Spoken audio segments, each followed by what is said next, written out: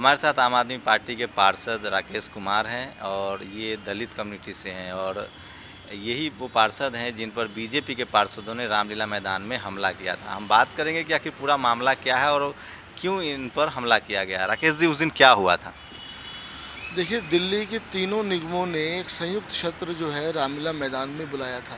देखिए, मैं बोलना चाह रहा था, सत्र समाप्त होने जा रहा था और मैं काफ़ी समय से वहाँ बैठा था। मैंने बार बार रिक्वेस्ट किया मेयर साहब को, जो तीनों मेयर बैठे थे, कि मैं बोलना चाहता हूँ, लेकिन उन्होंने मेरी तरफ ध्यान नहीं दिया।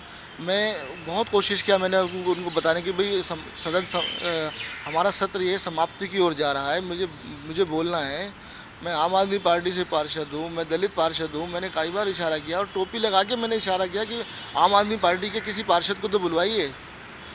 और ये जो बस इतने ही बात बर्दाश्त नहीं उन भाजपा पार्षदों से, क्योंकि मैं दलित हूँ, क्योंकि मैंने टोपी लगा ली आम आदमी पार्टी की, इसलिए मेरे साथ इन लोगों ने बुरी तरह मुझे मारा पीटा।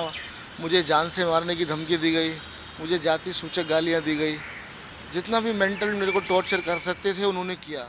मतलब आपको बीजेपी के पार्षदों ने जाति सूचक गालियाँ दी? हाँ, गालियाँ, अश्लील गालियाँ दी, जाति सूचक गालियाँ दी, मुझे जान से मारने की धमकी दी, मुझे मारा पीटा है। सब आप लोग देख रहे हैं, पूरा वीडियो रिकॉर्डिंग है इस चीज़ की। भाजपा की ये नीयत और जो चरित्र है वो बिल्कुल साफ हो जाता है कि भाजपा किस कदर दलित विरोधी है, मुस्लिम विरोधी है।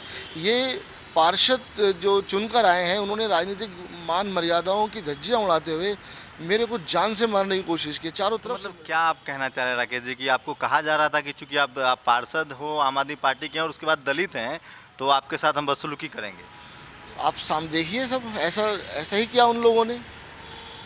एक बोलने का अधिकार सबको है, सभी पार्षदों को, सभी पार्टी के पार्षदों को बुलवा रहे हैं, तो मेरे में हमारी पार्टी के पार्षद को क्यों नहीं बुलवाया जा रहा? आम आदमी पार्टी के पार्षद को क्यों नहीं बुलवाया जा रहा? एक दलित पार्षद है, वो भी अपनी बात रखना चाहता है, उन्होंने मुझे लगता है किसी दलित को भी नहीं बुलवाया। तो आपने दलित आयोग में कंप्लेन दर्ज कराया है, वहाँ से क्या रिस्पॉन्स रहा? देखिए, SC/ST आयोग में हमने अपनी कंप्लेंट दर्ज करा दी है। हमारी पूनिया साहब से भी बात हुई थी, उन्होंने हमें टाइम दिया है मिलने का, सोमवार को हम वहाँ जा रहे हैं। हमारे आम आदमी पार्टी के 12 MLA जो रिजर्व सीट से जीते हैं वो मेरे साथ थे। तो आपको लगता है राकेश जी कि आप पर जो हमला हुआ, अगर आप दलित नहीं होते और आम आदमी की पार्टी के पार्षद भी होते तो ये आपके साथ बदसलूकी नहीं की जाती? शायद अगर मैं दलित नहीं होता, अगर मैं आम आदमी पार्टी का पार्षद नहीं होता, तो शायद नहीं की जाती। लेकिन भाजपा तो पूरी तरह दलित और मुस्लिम विरोधी है। आपके मुख्यमंत्री ने आपका साथ दिया, आपके साथ वो राष्ट्रपति बन गए, तो राष्ट्रपति महोदय ने क्या आश्वासन दिया आप लोग?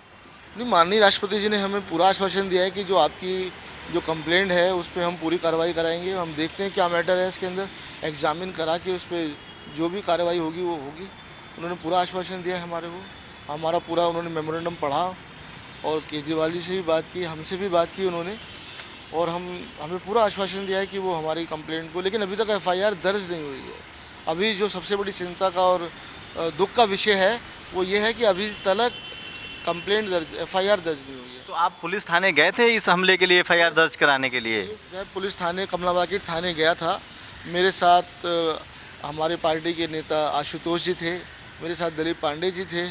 उन्होंने मेरा कंप्लेंट रिसीविंग करके मेरे को वापस दे दिया और उन्होंने कहा कि हम एग्ज़ामिन कर रहे हैं, जो लोग हैं पूरी तरीके से हम इसको एग्ज़ामिन करके हम कंप्लेंट दर्ज करेंगे। तो आपने नामजद अभियुक्तों के खिलाफ कंप्लेन दी है या क्या आप उन पार्षदों को पहचानते हैं या जानते हैं जिन्होंने आप पर हमला किया? मैंने नामजद भी की है और मैंने ये भी कहा है कि मैं दो तीन लोग और हैं जो पीछे से मुझे मार रहे हैं, जो मैं फुटेज देख के पहचान के बताऊंगा मैं आपको, लेकिन मैंने 2-3 लोगों के नाम दिए हैं वहाँ पर।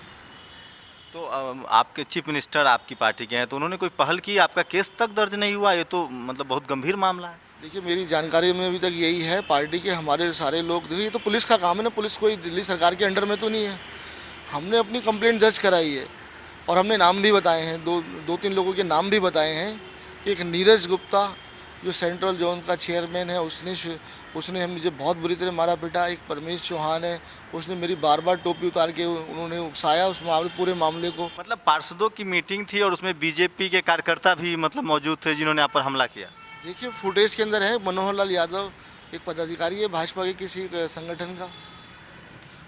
तो जिस तरह से आप पर हमला हुआ और आपको लगता है कि आप दलित थे, इसलिए भी आपको जानबूझकर टारगेट किया गया, तो अब आप किस तरह के से मतलब न्याय की उम्मीद करते हैं? देखिए, दलित होना मेरा सबसे बड़ा कारण था। उसके बाद में आम आदमी पार्टी का पार्षद था, वो सबसे बड़ा कारण था।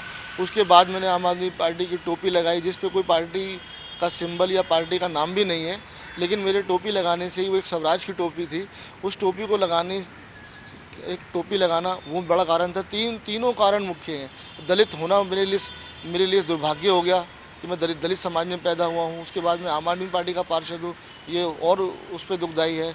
उस पर टोपी लगा लिया तो ये बर्दाश्त ही नहीं हुआ हम लोग। तो तीनों कारण हैं, एक साथ तीनों कारण जो है, पूरा जो मुद्दा है वो तीनों तीनों कारणों से है। आप सिर्फ सोच सकते हैं, आप उम्मीद कल्पना कर सकते हैं कि राजधानी दिल्ली में एक पार्षद है जो दलित समुदाय से है और उसे सरेआम बीजेपी के पार्षद पीटते हैं, और जो दलित पार्षद हैं उनको बोलने का मौका तक नहीं दिया जा सकता। और उससे भी बड़ी विडंबना देखिए कि पुलिस के यहाँ ये शिकायत करते हैं और अभी तक इनको जो जानकारी है उसके हिसाब से एफआईआर तक दर्ज नहीं होती है। तो आप सोच सकते हैं कि पिछले दिनों जिस तरह से दलितों को लेकर जो एट्रोसिटी के मामले बढ़े हैं, उसमें कोई छात्र या कोई आम दलित ही सिर्फ शामिल नहीं है, पार्षद तक को बख्शा नहीं जा रहा है और उन पर हमला किया जा रहा है। कैमरामैन रैन के साथ शंभू कुमार सिंह, नेशनल दस्तक, दिल्ली।